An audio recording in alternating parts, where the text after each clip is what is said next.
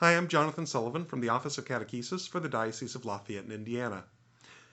Modern popes have been consistent in one of their messages to the faithful, that we are called to be saints. In this, they are echoing the Second Vatican Council, which taught, all the faithful of Christ, of whatever rank or status, are called to the fullness of the Christian life and to the perfection of charity. They must follow in Christ's footsteps and conform themselves to his image, seeking the will of the Father in all things.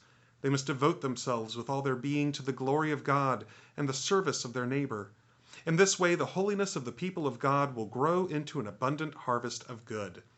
The Council Fathers here are reminding us that we are all called to holiness, that holiness isn't just for priests or nuns or religious brothers, but for everyone. We're all called to be saints. Saints, in fact, are those who have achieved the kind of holiness that God is calling us to. This is recognizable most especially in the canonized saints of the Church. These are saints that have undergone a rigorous process of confirming that their lives were lives of sanctity, and confirmed by the efficacy of their prayers in heaven, usually through miraculous intercessions. But canonized saints aren't the only kind of saints there are. The Church knows that some people live simple lives of holiness and achieve sainthood even if it's unrecognized by the wider Church. St. Paul acknowledges this in the letters he writes to different communities, greeting the saints that are present in those communities not by name, but simply by recognition that they are there. Saints give us a diverse example of what discipleship looks like. There are saints who dedicated themselves to asceticism and renunciation of worldly goods. There are saints who are jovial and known for their good humor. Saints come from South America, Africa, Europe, Asia, North America. They're young, they're old. There are saints who are poor and saints who are rich. Saints who are royalty and saints who gave their lives in martyrdom. Saints can be priests, nuns and monks, religious brothers and sisters, but they can also be parents and even children. Through their example, the saints show us that we don't have to give up our individuality in order to achieve holiness. We don't have to give up our own personalities or our culture. Rather, grace builds on nature and sanctifies us, resulting in a unique image of holiness. Saints also have a lot in common, though. First of all, their desire to know Jesus and to grow in his love. Through prayer, works of mercy, the liturgy, the sacraments, through the Church itself, saints conform their lives to Christ. Saints are friends of God. The Book of Wisdom in the Old Testament points to this when it says that, passing into holy souls from age to age, wisdom produces friends of God and prophets. Jesus echoes this in the Last Supper when he tells his apostles, "I no longer call you slaves, for a slave does not know what his master is doing.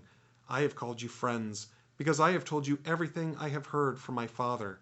By being attentive to Jesus and the promptings of the Holy Spirit, saints respond to everything that Jesus taught and shared with us, and so they allow themselves to be transformed by grace into living images of God. This leads to the second thing that saints have in common, a desire to follow Jesus wherever he calls. In doing so, the saints demonstrate their incredible depth of faith, their trust in God's plan and his promises and providence for their lives. This also means that they follow the call to make disciples of all nations, the call to evangelize everyone. Saints share the gospel with those that they meet, leading others to Jesus through their example and their words. Saints do this through their example of martyrdom, like St. Stephen, by caring for the poor, like Mother Teresa, by standing for justice, like Archbishop Oscar Romero, by being missionaries to foreign lands, like Francis Xavier, and even by just caring for their family, like Saints Zélie and Louis Martin, the parents of St. Therese of Lisieux.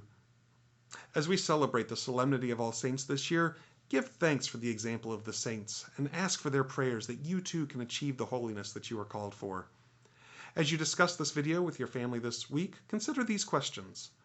Is there a saint you have a particular devotion to? How are they an example of holiness and faithfulness? Who in your life has been an example of what it means to be a disciple? How have they shaped your faith? And what is keeping you from pursuing holiness in a more direct and intentional way? This week as a family, I invite you to go to the website saintsnamegenerator.com and select a random saint. Look up information about this saint, and look especially for how holiness was manifested in their life. Ask your saint to pray for you and for your needs. From all of us at the Diocese of Lafayette in Indiana, may God continue to bless you and your families.